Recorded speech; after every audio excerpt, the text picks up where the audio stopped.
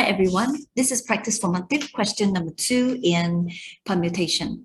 So number 2, during the school mid-year holidays, Zoe wants to do revision for 3 science subjects, 2 mathematics subjects, 3 language subjects, and 2 other core subjects.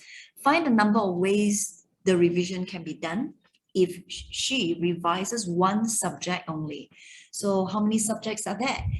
We just add together because it's either any one of the 3 science subject or any one of the 2 math subject or any one of the language subjects or any one of the other core subjects. So we apply the addition rules.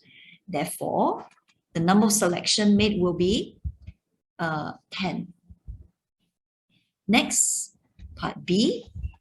Zoe wants to revise 1 science subject, 1 math subject, and 1 core subject in the day. So for the science subject, there are 3 of them. So for part B, so either there are 3 ways to choose the science subject, followed by, so one after another, we use the multiplication rules. So times 1 math subject, so times 2, and then 1 of the core subjects, so times the 2.